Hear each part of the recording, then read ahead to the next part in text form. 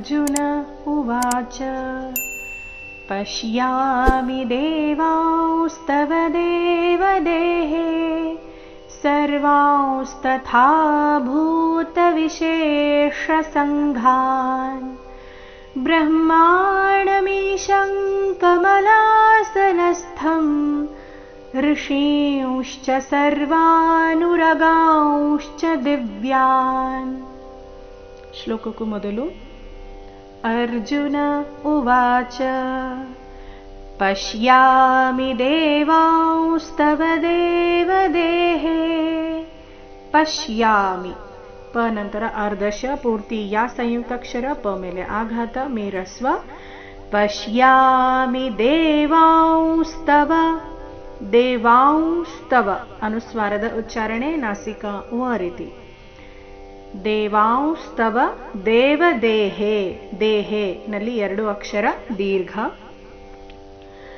ಪಶ್ಯಾಮಿ ದೇವಾಂಸ್ತವ ದೇವದೇಹೇ ಸರ್ವಾಂಸ್ತಥಾ ಭೂತವಿಶೇಷಸಂಘಾನ್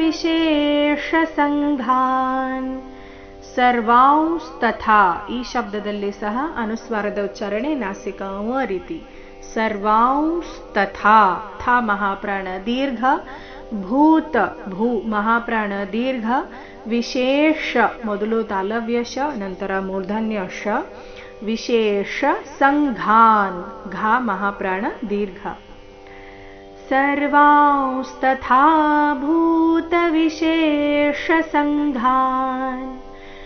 ಬ್ರಹ್ಮಾಣಮೀಶಂ ಕಮಲಾಸನಸ್ಥಂ ಬ್ರಹ್ಮಾಣಮೀಶಂ ಮಿ ದೀರ್ಘ ಶರಸ್ವ ಬ್ರಹ್ಮಾಣಮೀಶಂ ಕಮಲಾಸನಸ್ಥಂ ನ ಮೇಲೆ ಆಘಾತ ಕಮಲಾಸನಸ್ಥಂ ಋಷೀಂಶ್ಚ ಸರ್ವಾನುರಗಾಂಶ್ಚ ದಿವ್ಯಾನ್ ಋಷೀಂಶ್ಚ ಸರ್ವಾನುರಗಾಂಶ್ಚ 2 ಶಬ್ದದಲ್ಲಿ ಅನುಸ್ವಾರದ ಉಚ್ಚಾರಣೆ ನಾಸಿಕಾ ವ ರೀತಿ ಬರಬೇಕು. ಮುಂದೆ ದಿವ್ಯಾನ್ ದಿ ಮೇಲೆ ಆಘಾತ ಋಷೀಂಶ್ಚ ಸರ್ವಾನುರಗಾಂಶ್ಚ ದಿವ್ಯಾನ್. ನೋಡೋಣ ಪೂರ್ತಿ ಶ್ಲೋಕ ಮೂಲಗೀತೆಯ ಪ್ರಕಾರ. ಅರ್ಜುನ ಉವಾಚ ಪಶ್ಯಾಮಿ ದೇವಾಂಸ್ತವ ದೇವದೇಹೇ ಸರ್ವಾಂಸ್ತಥಾ ಭೂತವಿಶೇಷಸಂಘಾನ್ ಬ್ರಹ್ಮಾಣಮೀಶಂ ಕಮಲಾಸನಸ್ಥಂ ಋಷೀಂಶ್ಚ ಸರ್ವಾನುರಗಾಂಶ್ಚ ದಿವ್ಯಾನ್.